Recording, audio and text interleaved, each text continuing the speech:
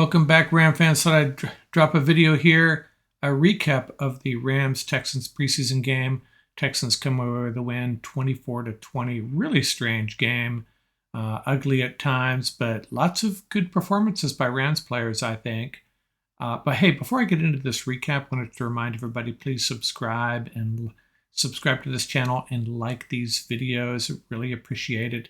And go to DraftKings. Create an account, use promo code TPPN. That'll be a great help for us as well. So yeah, really strange game. Texans score a touchdown at the end of the first half and at the end of the second half, both times benefiting from pass interference calls on the Rams. Rams got a strange touchdown on a special teams play. Offense played well for the most part, except for the offensive line. I'll talk about that a little bit more here in a second. But just made a lot of small mistakes that no continuity, really a little rough around the edges in a lot of ways, but still some good performances. The second string defense in the first half played very well, I thought, against the Texans' first stringers. Had a couple 3-and-outs, and in the second half, defense really couldn't stand up very well to the Texans' offensive attack, that power running game they were using. And anyways, the Texans come away with a 24-20 win. Real quickly recap the 6 things that I was hoping to see in this game. I was hoping to see Kyren Williams. That didn't happen. I'm told we'll see him next week against the Bengals. As I already mentioned, the second thing I wanted to see was some 3-and-outs. And we got that from the second string defense in the first half, so I thought that was a good thing. Really were frustrating the Texans starters, I thought. So that was a good sign. Those 2 young cornerbacks, especially Jonah Williams, getting in on the action.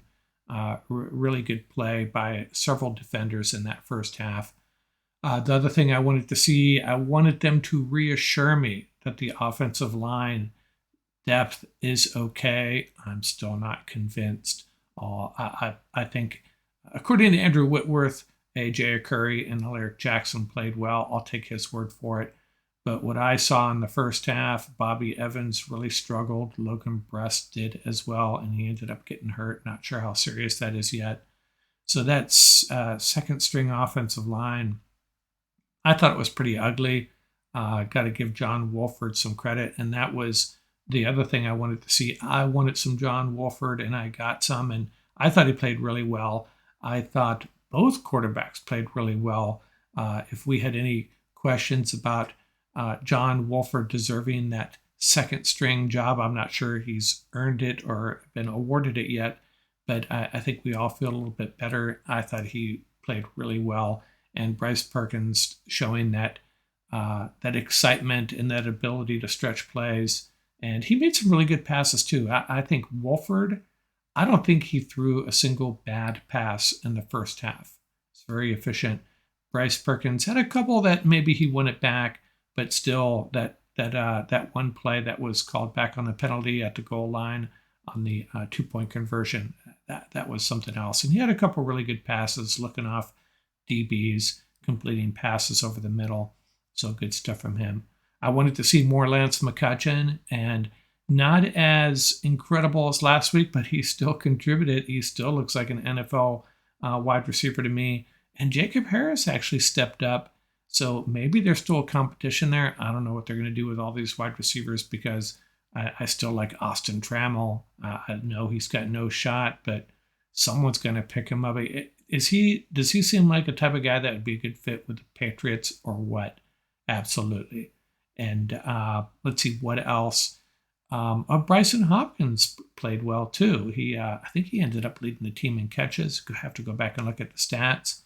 Another thing I wanted to see was those the edge rushers put the quarterback on the ground. And early on, the announcers got that wrong. That was a Kobe Durant sack, not a Daniel Hardy sack, although I think Daniel Hardy would have got him if Kobe Durant had not.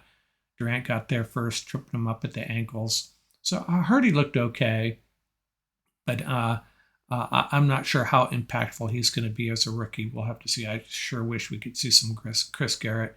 Maybe we'll see him next week. And Anthony Hines talk about bringing the pressure and getting in the backfield, but I don't think he had anything to show for it. So I'm not sure what to make of that.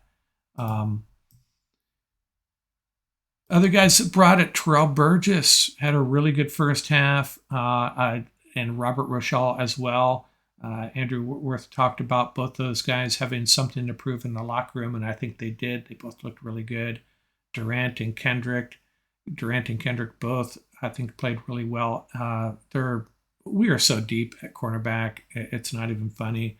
If these guys might not play at all except on special teams, but a year or two down the road, they could be really contributing. So that's something to be excited about. I already mentioned Jonah Williams. He had a good game. I don't know if it's enough for him to make the team. You don't make the team on a couple of plays, but hey, he shined, and that's all you can ask of the guy. Something that's overlooked, we should have been concerned about this new pairing of Matt Gay kicking field goals with Riley Dixon holding. And this was the first time they've done that in action. The first time we've had a holder, I think, in 9 years. First time we've had a holder other than Johnny Hecker. So it's good to get that out of the way, to see everything looked really smooth. Gay nailed his kicks right down the middle from various distances. So not a small thing, but something that a lot of us probably don't give much thought to. But I was happy to see that. A couple other notes. There were some weird defensive calls at the end of that first half. I thought that really cost the Rams, contributed to that Texan touchdown late in the game. And I also wanted to point out, in my opinion, everybody was up in arms about that blindside block call on Funk. It wasn't really an important play, but I think it was because of the second block, not the initial block that put the Texan on the ground, but as the Texan started to get up, Funk came at him a second time from behind and nailed him pretty good. So I think that's what happened there. So that's it. A really strange game. Hey, it's a preseason game. My biggest takeaway is our second string defense looked really, really good against mostly a first string offense. Still have some concerns along the offensive line, but our two backup quarterbacks, both of them played really well. On to Cincinnati, and we'll learn a lot more, I think, between now and then, obviously, about especially the wide receiver room. Still really confused about it. Who's going to make it? Who's going to get cut? There's going to be a couple of these guys, I think, playing for other NFL teams come September. And lastly, I wanted to mention we're going to be dropping our regular pod in a day or two here. And the focus of that, I'll try to outline my 53-man roster at this point. It's going to be a challenge, but I'll give you my best shot at it. So that's it for now. Mark from Rams Up. Please look for that podcast in a couple days. And don't forget to subscribe. Really appreciate it. And we'll talk to you soon.